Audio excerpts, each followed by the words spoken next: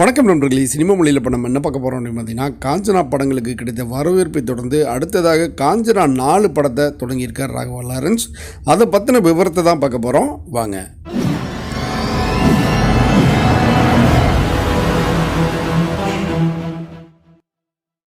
நடிகர் ராகவா லாரன்ஸ் நடித்து இயக்கிய காஞ்சனா திரைப்படம் 2011ஆம் ஆண்டு வெளியாகி வரவேற்பு பெற்றுச்சு. அதன் தொடர்ச்சியாக 2015 காஞ்சனா 2 மற்றும் 2019 காஞ்சனா 3 என அடுத்தடுத்த பாகங்களை இயக்கினார். திகில் நகைச்சுவை பாணியில் உருவான இந்த படங்கள் அனைத்து வயது ரசிகர்களையும் கவர்ந்தது. காஞ்சனா படங்களுக்கு கிடைத்த வரவேற்பை தொடர்ந்து அடுத்ததாக காஞ்சனா 4 படத்தை தொடங்கியிருக்கார் ராகவா லாரன்ஸ். அவரே இயக்கி நடிக்கும் இந்த படத்தின் படப்பிடிப்பு கடந்த சில நாட்களாக நடந்து கொண்டிருக்கு. இந்த படத்தில் நாயகியாக பூஜா ஹெக்டே ஒப்பந்தமாகியிருக்காரு. அவரை தொடர்ந்து மற்றொரு நாயகியாக இந்தி நடிகை நோரா பகேதியை ஒப்பந்தம் செஞ்சுருக்காங்க. காஞ்சனா 4 படத்தை மும்பையை சேர்ந்த கோல்டு மைன்ஸ் என்னும் நிறுவனம் தயாரிக்குது. காஞ்சனா 2ஆம் பாகத்தை விநியோகம் செய்த சன் பிக்சர்ஸ் நிறுவனம் அதைத் தொடர்ந்து காஞ்சனா 3 படத்தை தயாரித்தது.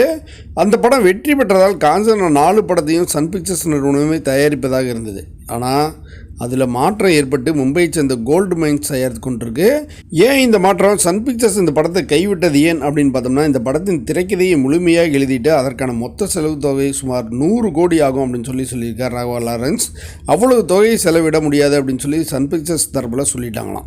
அந்த நிறுவனம் இந்த படத்துக்காக அதிகபட்சம் சுமார் 60 கோடி கொடுக்குறோம் அப்படின்னு சொல்லியிருக்கு.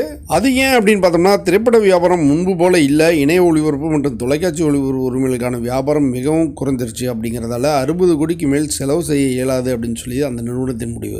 அதன்பின் பல தயாரிப்பாளர்களை பார்த்து பேசி இறுதியாக கோல்டு மைன்ஸ் நிறுவனத்துக்கு படம் செய்ய ஒப்புக்கொண்டிருக்கார் ராகவா லாரன்ஸ். இந்த மாற்றங்கள்லாம் நடந்து முடிய சில மாதங்கள் ஓடிடுச்சு. அதனால் படத்தின் மொத்த செலவு தொகையும் கூடிடுச்சு. இப்போது இந்த படத்தின் மொத்த செலவு தொகை சுமார் 120 கோடி அப்படிங்கிறாங்க.